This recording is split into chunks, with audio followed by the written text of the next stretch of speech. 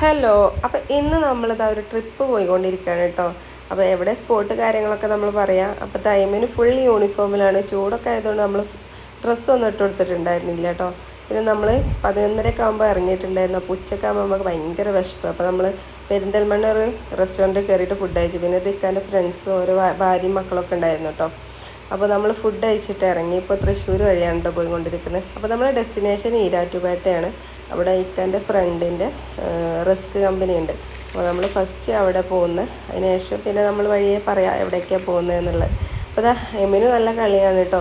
പിന്നെ നമ്മൾ പോകുന്ന സ്ഥലത്തുള്ള കുറച്ച് കാഴ്ചകളും കാര്യങ്ങളൊക്കെയാണ് ഇന്നത്തെ നമ്മളൊരു വ്ളോഗിൽ ഉൾപ്പെടുത്തിയിട്ടുള്ളത്. പിന്നെ നമ്മൾ വൈകുന്നേരമൊക്കെ ആകുമ്പോൾ ചായയൊക്കെ കുടിക്കാൻ വേണ്ടിയിട്ട് ഇറങ്ങിയിട്ടുണ്ടായിരുന്നു.